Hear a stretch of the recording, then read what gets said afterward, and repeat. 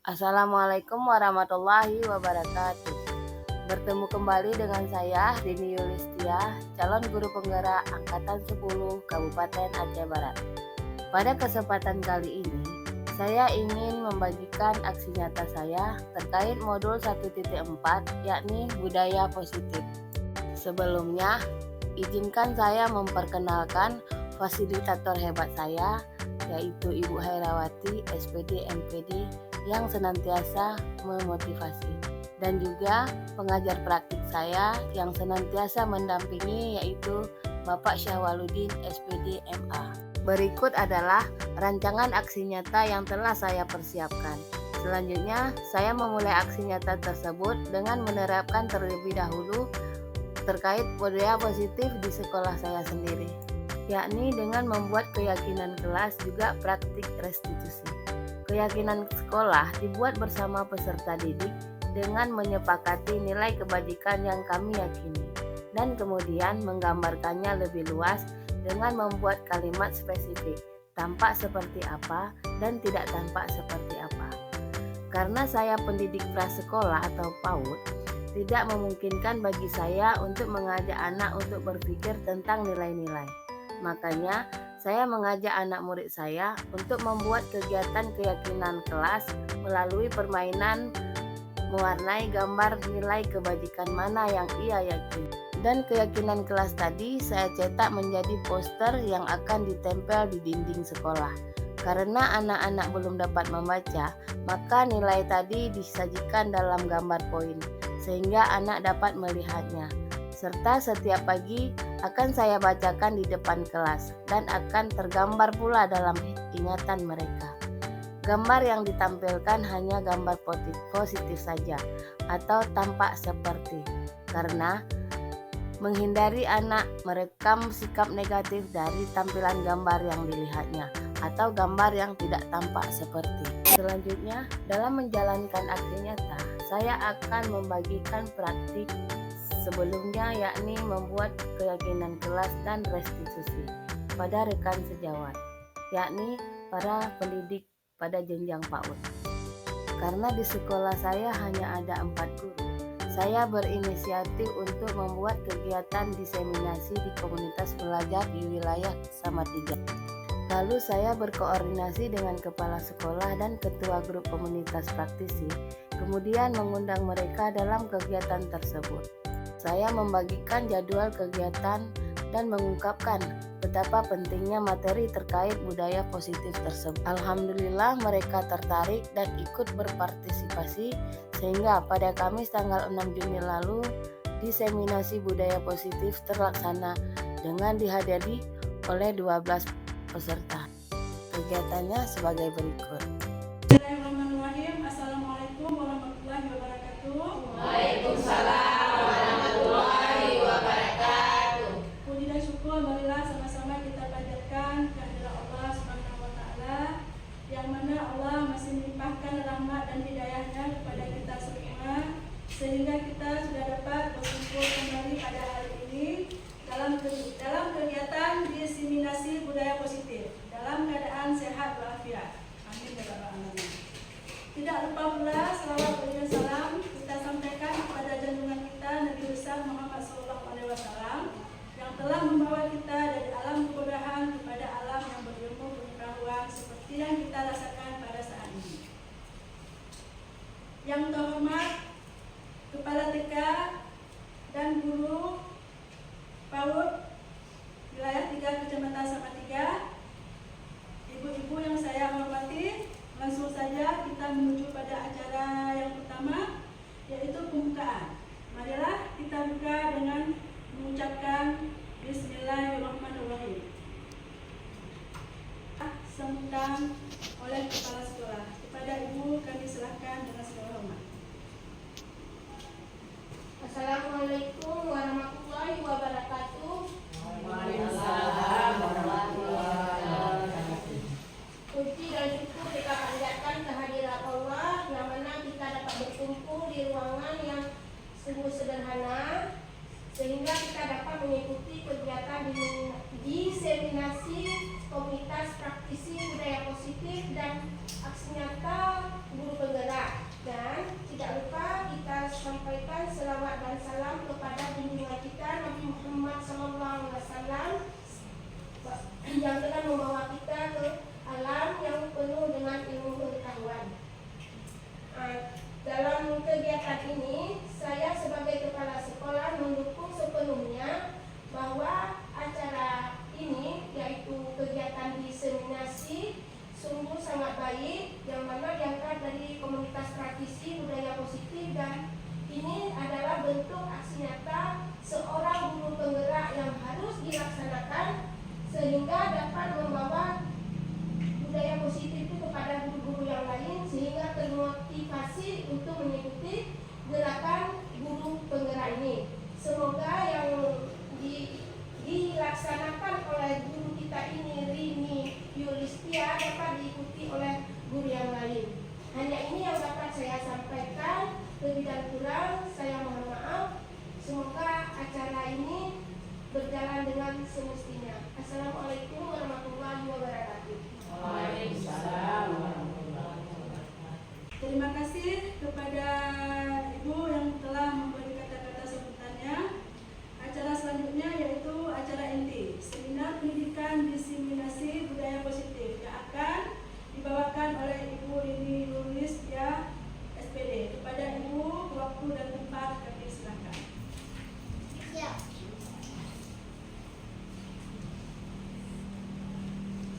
Assalamualaikum warahmatullahi wabarakatuh. Terima kasih kepada ibu-ibu semua telah bersedia hadir di tempat yang berbahagia ini. Di sini saya akan menyampaikan beberapa pengetahuan yang saya dapatkan selama saya mengikuti pendidikan calon guru penggerak Angkatan 10 Kabupaten Aceh Barat. Sebenarnya di sini kalimat diseminasi adalah yang bermakna penyebaran. Berarti di sini saya akan menyebarkan ilmu pengetahuan yang telah saya dapatkan. Kegiatan pada hari ini adalah kegiatan diseminasi komunitas praktisi budaya positif dan aksi nyata guru penggerak.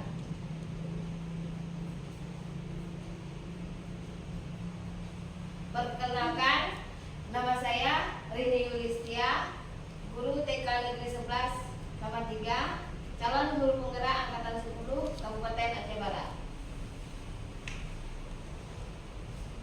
Pada pemaparan hari ini saya akan memaparkan modul 1 pendidikan guru penggerak, yaitu filosofi refleksi pendidikan nasional, nilai dan peran guru penggerak, visi guru penggerak, dan budaya positif.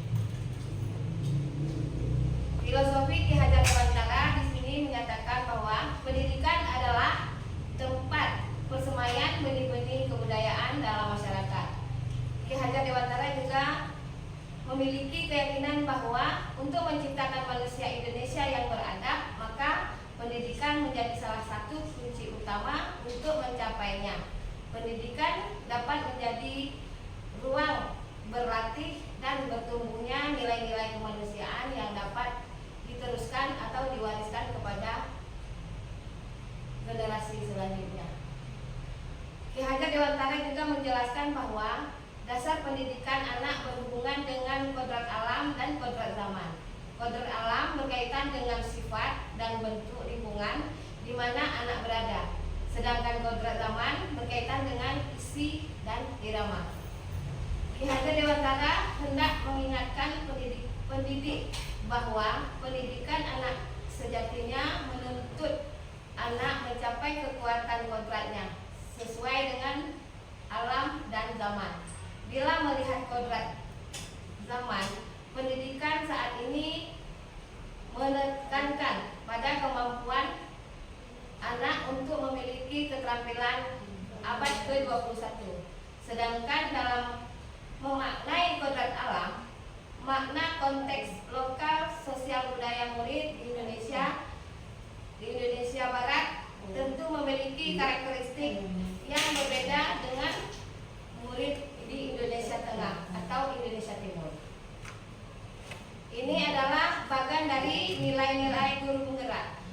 Dalam nilai guru penggerak ini terdapat 5 nilai, yaitu yang pertama adalah berpihak kepada murid, yang kedua adalah kolaboratif, yang ketiga reflektif, yang keempat mandiri, yang kelima inovatif.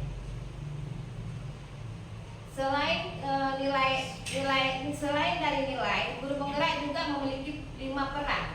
Yang pertama menjadi pemimpin pembelajaran, yang kedua menjadi coach bagi guru lain, yang ketiga mendorong kolaborasi, yang keempat mewujudkan kepemimpinan murid, dan yang kelima menggerakkan komunitas praktisi. Implementasi nilai dan peran guru penggerak. Nilai dan guru penggerak menggerakkan komunitas praktisi. Kegiatan diseminasi hari ini merupakan salah satu aksi nyata saya dalam peran saya menggerakkan komunitas praktisi sebagai guru penggerak. Pemimpin pembelajaran yaitu pemimpin pembelajaran yang berpihak kepada murid. Selanjutnya, visi dan guru penggerak. Visi adalah harapan dan impian yang ingin kita capai. Salah satunya tujuan dari visi, yaitu untuk mencapai perubahan yang lebih baik dari kondisi saat ini. Visi membentuk kita untuk melihat kondisi saat ini sebagai garis start dan membayangkan garis finish seperti apa yang kita ingin capai. Aksi nyata implementasi visi guru penggerak. Di sini saya telah mengimplementasikan visi saya bersama dengan warga sekolah di sekolah. Apakah sudah sesuai dengan cita-cita murid, cita-cita dan harapan kita sebagai pendidik dan juga murid. Selanjutnya adalah budaya positif. Pada pembukaan di budaya positif, disiplin itu bukanlah tujuan. Disiplin adalah alat agar anak dapat mencapai tujuan yang lebih besar, yaitu menjadi manusia yang mandiri. Manusia yang mandiri adalah manusia yang merdeka. Di sekolah kita semua itu, apakah kita sudah merasakan merdeka? Kira-kira bagaimana Ibu?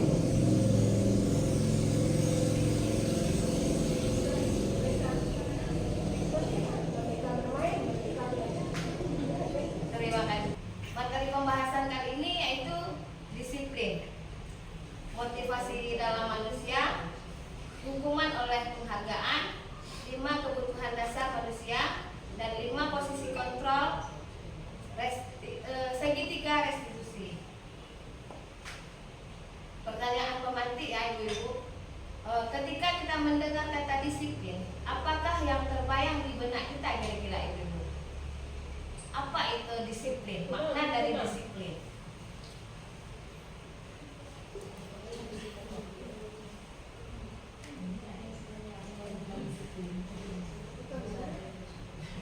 Apa yang terbayang di diri kita mengenai kalimat disiplin?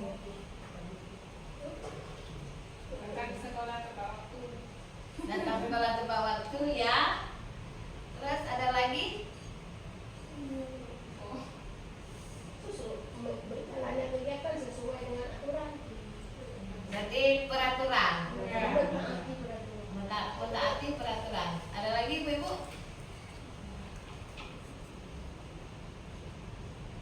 Nah, nomor 2, kebanyakan orang akan menghubungkan kata disiplin dengan tata tertib, peraturan, dan keputusan.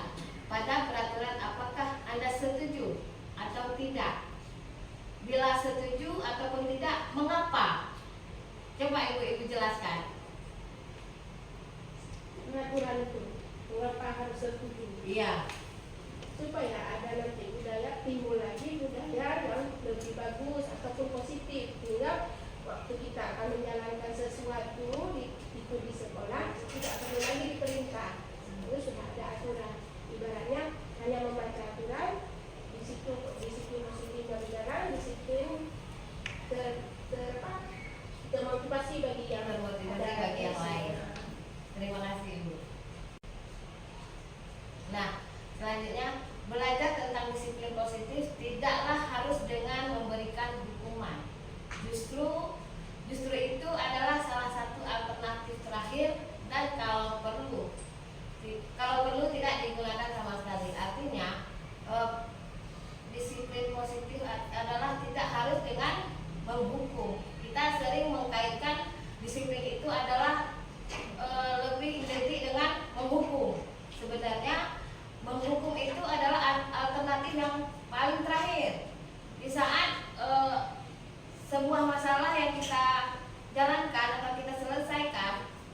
sekali, 2 kali atau beberapa kali kita telah memberikan ruang, namun tidak ada perubahan. Jadi terpaksalah kata-kata penghubung itu kita gunakan ya ibu-ibu ya. Nah, makna yang sebenarnya disiplin adalah pada konteks positif, disiplin diri di mana seseorang mempelajari bagaimana cara mengontrol diri dan bagaimana menguasai diri untuk memilih tindakan yang mengacu pada nilai-nilai yang ia hargai agar mencapai tujuan mulia yang diinginkan. Dengan kata lain, seseorang yang memiliki disiplin itu disiplin diri, berarti mereka bisa bertanggung jawab terhadap apa yang dilakukannya karena mereka mendasarkan tindakan mereka pada nilai-nilai kebajikan,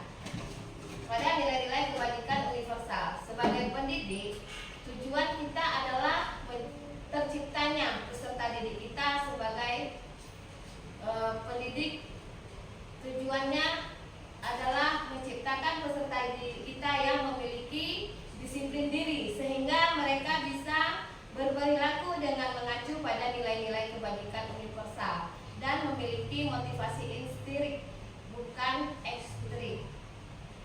Berarti artinya di sini disiplin positif itu kita tanamkan sejak dini kepada peserta didik kita agar mereka mempunyai kedisiplinan diri bukan dari luar. Artinya kedisiplinan dia adalah muncul dari diri sendiri, dari keinginan dia sendiri, bukan tanpa paksaan dari kita guru. Begitu juga kita sebagai guru, kita mendisiplinkan diri dari kedisiplinan positif itu adalah disiplin diri dari dalam, bukan dari luar, bukan karena pengaruh atau rasa takut atau rasa segan kita dari misalnya dari aturan-aturan dari misalnya kepala sekolah. Nah, di sini Ki Hajar Dewantara juga menyatakan bahwa di mana ada kemerdekaan, disitulah harus ada disiplin yang kuat. Sesungguhnya disiplin itu bersifat self disiplin, yaitu kita sendiri yang mewajibkan kita dengan sekeras-kerasnya. Tetapi itu sama saja, sebab jika kita tidak cakap melakukan self disiplin, wajiblah penguasa lain mendisiplinkan diri kita, dan peraturan demikian itulah harus ada dalam suasana yang merdeka, yang artinya self disiplin itu mewajibkan kita yang sekeras-kerasnya. Berarti di sini artinya kita mewajibkan disiplin itu karena kita segan dengan kepala sekolah ataupun kita tidak takut diberi sanksi oleh kepala sekolah. Itu adalah disiplin yang awal-awalnya kita memang harus ada peraturan untuk mengatur diri kita supaya kita terbiasa oleh disiplin ini. Ada juga memang dari sananya disiplin itu sudah muncul pada diri kita tanpa harus ada bantuan oleh orang lain. Nah, di sini ada 3 motivasi perilaku manusia. Yang pertama, untuk menghindari ketidaknyamanan atau hukuman. Yang seperti kita bilang tadi, untuk menghindari ketidaknyamanan, kita misalnya datang tepat waktu ke sekolah supaya nggak enak nanti dengan kepala sekolah, kita nggak merasa nggak enak atau kita takut kena sanksi. Jadi kita ngambil jalan tengahnya yang merasa aman aja, udahlah ikuti aja begitu. Itu untuk menghindari dari ketidaknyamanan. Ini adalah posisi yang terendah, motivasi yang terendah ya ibu-ibu. Terus yang motivasi yang kedua adalah untuk mendapatkan imbalan atau penghargaan dari orang lain. Artinya seseorang murid ataupun kita ke sekolah itu kita berlomba-lomba cepat datang tepat waktu supaya kita mendapat imbalan dari kepala sekolah ataupun murid kita. Misalnya kita janjikan siapa yang datang tepat waktu, ibu akan kasih hadiah. Jadi anak pasti akan datang karena mengharapkan imbalan dari kita. Motivasi yang ketiga adalah sebenarnya ini yang paling tepat, yaitu untuk menjadi orang yang merdeka, untuk menjadi orang yang mereka inginkan dan menghargai diri sendiri dengan nilai-nilai yang mereka percayai. Artinya mereka mendisiplinkan diri karena dirinya sendiri, karena nilai-nilai yang ada pada dirinya, bukan karena faktor dari luar. Memang muncul dari dalam diri kita sendiri. Nah, untuk menjadi orang yang mereka inginkan dan menghargai diri sendiri dengan nilai-nilai yang mereka percaya, orang dengan motivasi ini akan bertanya, akan menjadi orang seperti apa bila saya melakukannya. Mereka melakukan sesuatu karena nilai-nilai yang mereka yakini dan hargai, dan mereka melakukannya karena mereka ingin menjadi orang yang melakukan nilai-nilai yang mereka yakini tersebut. Ini adalah motivasi yang akan membuat seseorang memiliki disiplin positif, karena motivasi perilakunya bersifat internal bukan eksternal. Seperti yang kita katakan tadi, disiplin yang muncul pada diri kita sendiri adalah itulah yang hakikinya disiplin positif, bukan disiplin ini berarti disiplin yang dari dalam diri kita, bukan disiplin eksternal ataupun dari luar. Berikutnya adalah dihukum oleh penghargaan.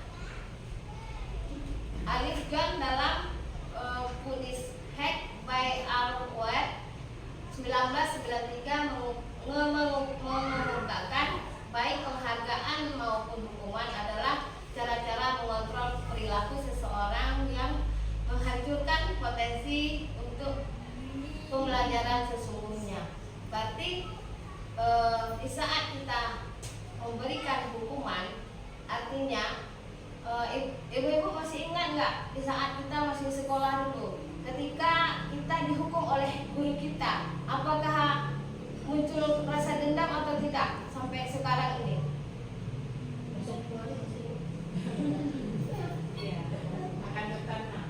Akan kenalan di dalam jiwa kita. Seperti itu juga anak-anak kita. Jadi sampai kapanpun dia akan mengingat yang maksudnya kesan yang tidak baik yang didapat dari kita.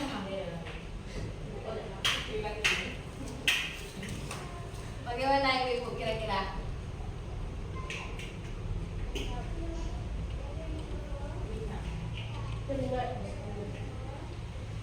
Saat kita berulang kali menjanjikan hadiah kepada anak-anak agar berperilaku tanggung jawab, atau kepada seorang murid agar mempelajari sesuatu yang baru, atau kepada seseorang karyawan agar melakukan pekerjaan yang berkualitas, kita sedang berasumsi mereka tidak dapat melakukannya atau mereka tidak akan memilih untuk melakukannya.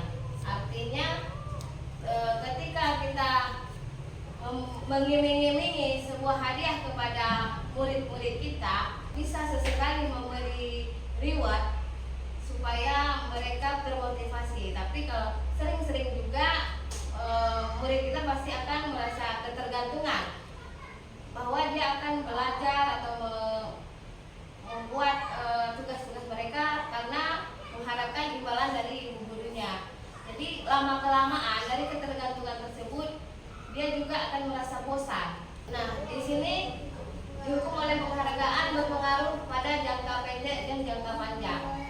Yang artinya penghargaan efektif jika kita menginginkan seseorang melakukan sesuatu yang kita inginkan dalam jangka waktu pendek. Nah, seperti yang kita katakan tadi, dalam jangka waktu pendek bolehlah kita memberikan hadiah atau kita janjikan apa kepada murid kita, tapi tidak bagus di waktu jangka panjang. penghargaan tidak efektif.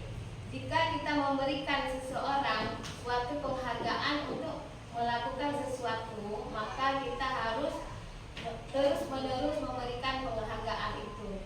Jika kita ingin orang tersebut meneruskan perilaku yang kita inginkan, berarti mereka, murid-murid kita, di saat kita memberikan hadiah, mereka akan menurutinya.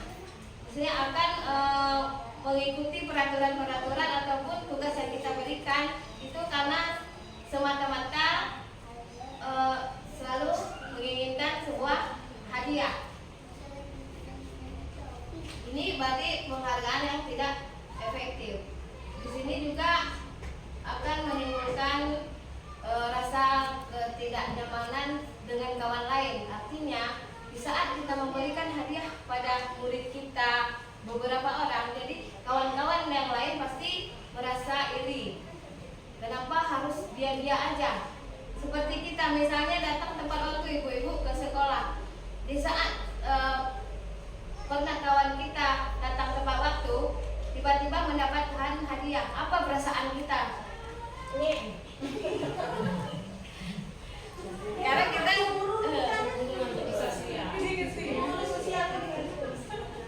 karena kita juga pernah melakukan itu, tidak mendapat hadiah. Di saat ada naasnya kita memang datang agak terlambat ya. Jadi kita Itu sepertinya ini pengalaman pribadi juga. Kenapa jadi pelajaran? Iya, jadi dari menghukum oleh penghargaan begitulah. Jadi yang ketiga adalah penghargaan merusak hubungan. Artinya seperti tadi, di saat teman kita mendapat hadiah, kita kan menjadi iri kepada teman-teman kita. Habis itu, kenapa ibu kepala kita dikasih, ya kan ibu, benar nggak?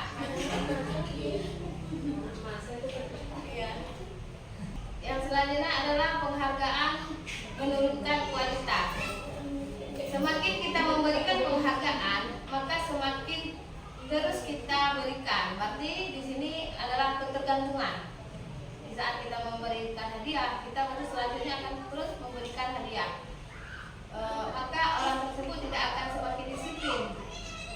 Maka malah bisa jadi menjadi semakin malas. Seperti kita ceritakan tadi, di saat kita melihat teman kita mendapatkan hadiah dari atasan kita, kita jadinya malas kan ibu-ibu?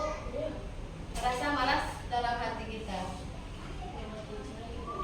Selanjutnya penghargaan mematikan kreativitas.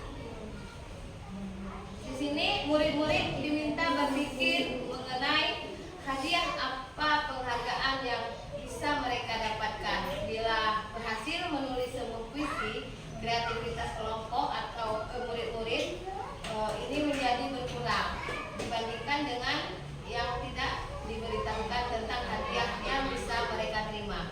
Dan di saat kita membuat kelompok, kita diiming-imingi sebuah hadiah, berarti kita hanya mengejar hadiah tersebut.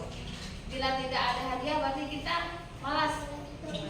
Berarti kita tidak kreatif lagi, ya kan ibu-ibu?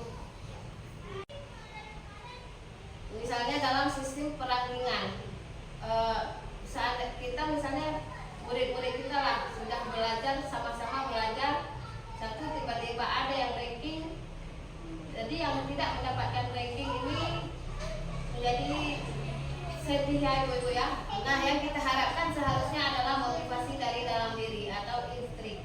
Jika kita memberikan penghargaan kepada seseorang anak pada saat dia sedang merasa bangga dengan pencapaiannya sendiri, maka ketika akan mengambil kegembiraan yang saat itu sedang dirasakan secara alamiah. Berarti seandainya kita ingin memberikan hadiah ataupun membagikan reward kepada hasil kerja anak didik kita, berarti kita yang dulu-dulunya kita berikan di depan orang lain, berarti kita telah menghukum orang lain kan Bu. Jadi mulai sekarang dari ilmu yang saya dapatkan, menurut pemahaman saya, berarti kalau kita ingin memberikan reward ataupun hadiah kepada anak, berarti kita harus memanggil anak itu sendiri.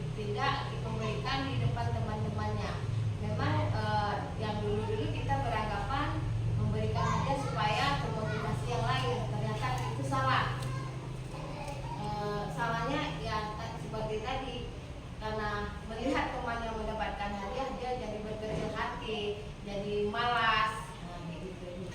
Apakah ibu-ibu di sekolah ada melakukan hal-hal seperti itu? Ada yang pernah di sini nggak lagi ya? Sudah kita dengar sama. Terima kasih. Nah, selanjutnya 5 kebutuhan dasar manusia. Di sini ada kebutuhan bertahan hidup, kasih sayang, dan rasa diterima. Kebutuhan bertahan hidup itu misalnya seperti apa ibu-ibu?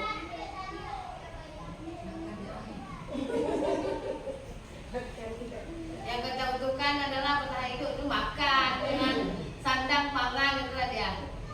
Yang kedua adalah kasih sayang, merasa diterima. Berarti itu kebutuhan yang alamiah yang kita butuhkan. Kita juga ingin merasakan dikasihani, disayangi.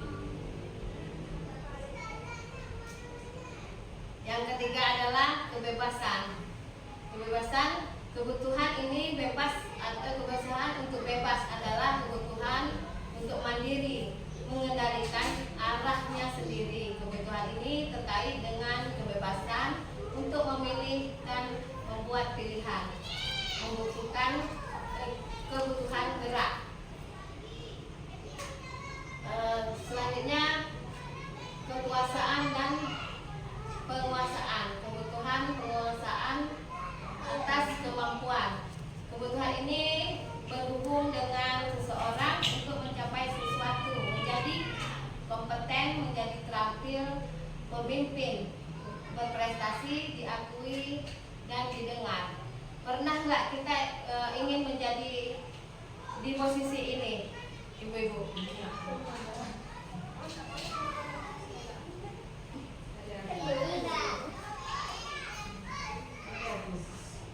Yang kelima adalah kebutuhan kesenangan. Setiap manusia pasti membutuhkan kesenangan. Di sini kebutuhan akan kesenangan adalah kebutuhan untuk mencari kesenangan, humor, bermain, bersenang-senang, bergembira, antusiasme, dan tertawa. Glaser menghubungkan kebutuhan ini dengan belajar, menuntutnya dengan bermain. Kita sekaligus mempelajari banyak keterampilan hidup yang penting. Biasanya kebutuhan ini juga dapat dipenuhi dengan menyediakan ketenangan, kegurauan, dan pembelajaran yang bermakna. Nah, di sini ada 5 posisi kontrol. Yang pertama adalah penghukum, yang kedua adalah membuat rasa bersalah, yang ketiga teman, yang keempat pemantau, yang kelima manajer. Kira-kira ibu-ibu di mana yang di posisi mana ini yang sering kita lakukan di sekolah kepada anak murid kita?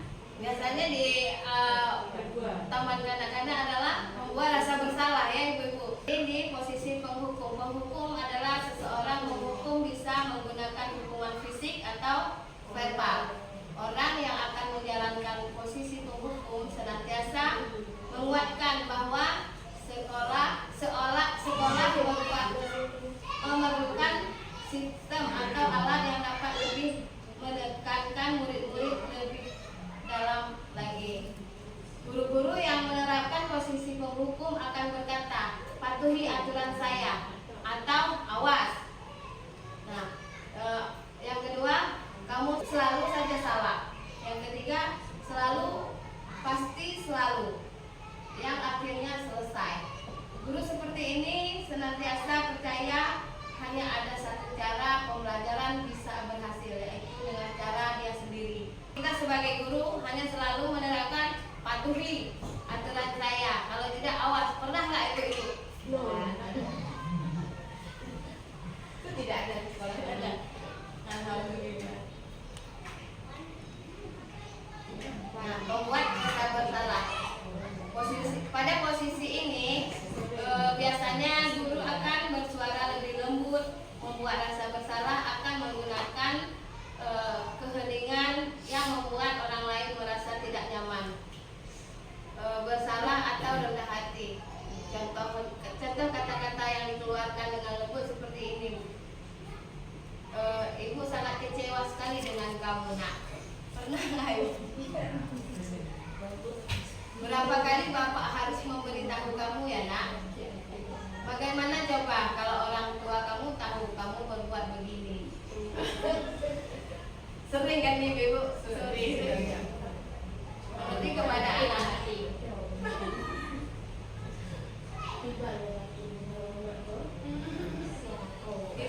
Di posisi ini murid akan memiliki penilaian diri yang buruk tentang diri mereka. Murid merasa tidak berharga dan telah mengecewakan orang-orang yang disayanginya.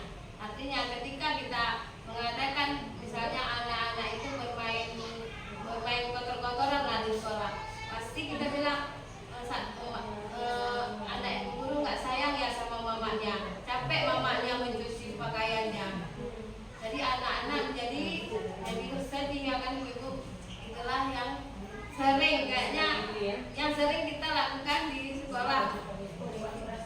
Iya, membuat rasa bersalah. Yang ketiga adalah teman. Di sini guru pada posisi ini tidak akan menyakiti murid, namun akan tetap berupaya mengontrol murid melalui persuasi. Posisi teman pada guru bisa negatif ataupun positif.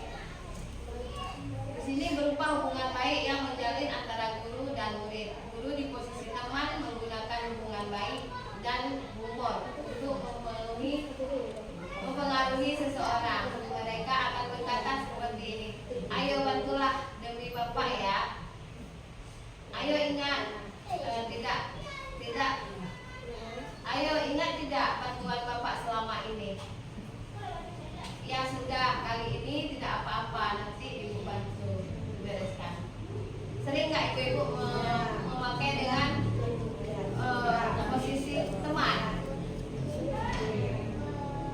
Hal yang di sini ada kita dapatkan adalah ada hal positif dan negatifnya. Yang menjadi hal negatifnya adalah dari posisi teman, bila suatu saat guru tersebut tidak membantu, maka murid akan kecewa dan berkata, saya pikir Bapak atau Ibu teman saya. Anak-anak pasti seperti itu. Di posisi teman, anak menganggap kita adalah temannya. Di saat sesekali kita tidak membantu mereka, mereka akan kecewa, akan merasa kecewa kepada kita. Nah, murid merasa kecewa dan tidak mau lagi berusaha. Hal ini yang memungkinkan timbul adalah murid hanya akan bertindak untuk guru tertentu. Nah, berarti murid kita akan melihat guru siapa yang sering menolongnya, yang menganggap dia teman, itulah yang dia sukai. Di saat sekali kita tidak mengikuti, misalnya yang tidak membuat dia puas, maka dia akan beranggapan kita tidak menyayanginya lagi. Nah, di sini adalah posisi pemantau. Yang keempat, posisi pemantau berarti mengawasi. Pada saat kita mengawasi, kita bertanggung jawab atas perilaku orang-orang yang kita awasi. Posisi pemantau berdasarkan pada peraturan-peraturan dan konsekuensi. Dengan menggunakan sanksi atau konsekuensi, kita dapat memisahkan hubungan pribadi kita dengan murid. Sebagai seorang yang menjalankan posisi pemantau, pertanyaan yang diajukan seseorang pemantau yaitu peraturannya apa? Pasti kalimat itu yang kita gunakan. Yang kedua, apa yang telah kamu lakukan? Sanksi atau konsekuensinya apa? Pasti begitu ya Ibu. Nah, seorang pemantau sangat mengandalkan penghitungan atau catatan data yang dapat digunakan sebagai bukti atas perilaku seseorang. Posisi ini akan menggunakan stiker, slip, catatan, atau daftar X. Posisi pemantau sendiri berawal dari teori stimulus respon yang menunjukkan tanggung jawab guru dalam mengontrol muridnya.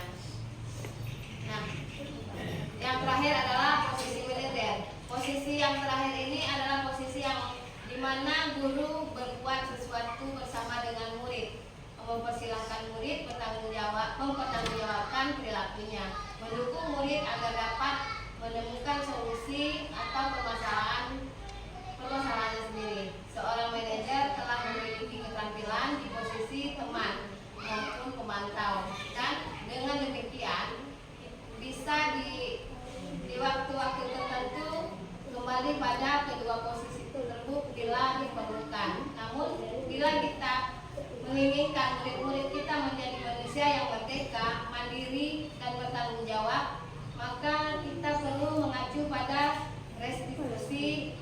yang dapat menjadikan murid kita seorang manajer bagi dirinya sendiri. Di manajer, murid diajak untuk menganalisis kebutuhan dirinya maupun kebutuhan orang lain. Di sini penekanan bukan pada kemampuan berbuat konsekuensi, namun pada kolaborasi dengan murid bagaimana memperbaiki kesalahannya. Seseorang manajer akan berkata seperti ini, apa yang kita yakini? Kembali ke keyakinan kelak. Apakah kamu meyakininya? Jika kamu meyakininya, apa kamu bersedia memperbaikinya? Jika kamu memperbaiki ini, hal yang menunjukkan apa tentang dirimu? Apa perencanaan kamu untuk memperbaiki hal ini? Berarti di posisi manajer ini kita sama-sama menyelesaikan masalah yang terjadi pada anak-anak kita ataupun kepada teman-teman kita. Contoh kasus, Teku diam-diam makan di kelas pada saat jam pelajaran. Bagaimana contoh skenario di posisi manajer ini kira-kira? Posisi sebagai manajer, gimana kira-kira ini? Sebagai manajer. Nah, di sini di kasus tadi kita akan menggunakan segitiga restitusi. Di sini ada 3 tahapan dalam penyelesaian masalah. Yang pertama adalah menstabilkan identitas, yang kedua validasi tindakan yang salah, yang ketiga keyakinan kelas. Artinya di saat anak berbuat kesalahan, kita jangan langsung menghukum ataupun kita pasti harus, dia kan setiap dia telah berbuat kesalahan dia pasti merasa sangat bersalah. Di sini kita menstabilkannya dulu supaya dia percaya kepada kita bahwa kita tidak akan menambah masalahnya. Menstabilkan identitas, contoh kalimatnya berbuatlah atau tidak apa-apa. Berbuat salah itu tidak apa-apa. Itu yang harus kita katakan kepada murid kita. Tidak ada manusia yang sempurna. Saya juga pernah melakukan hal seperti itu. Kita bisa menyelesaikan ini. Nah, penyelesaian dari kasus Teku tadi, di ruang guru Ibu Rini duduk sejajar dengan Teku di posisi yang nyaman dan mulai berbicara. Teku, apa yang Teku lakukan tadi? Nah, itu adalah menstabilkan identitas. Teku sedang makan, Bu, jawab Teku. Pasti anak-anak nanti menjawab Teku sedang makan. Nah, baiklah Teku, tahu tidak bahwa tidak boleh makan di saat sedang belajar? Itu adalah kalimat yang harus kita berikan kepada peserta didik kita supaya anak didik kita merasa nyaman. Dan dengan menggunakan 3 tahapan restitusi ini, anak tidak merasa minder ataupun malu walaupun dia telah membuat sebuah kesalahan. Maka dari 3 tahapan restitusi ini untuk menyelesaikan masalahnya, dia bisa duduk lagi dengan temannya dengan tidak merasa bersalah ataupun bahkan dia bisa lebih kuat lagi anak tersebut, karena dia tidak akan membuat kesalahan kembali dan dia akan mempengaruhi teman-temannya untuk tidak akan berbuat salah. Nah, ketika restitusi ini adalah sebuah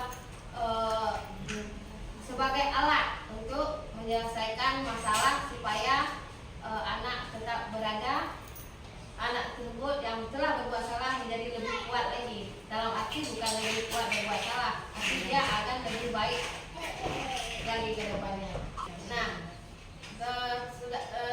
tibalah kita di akhir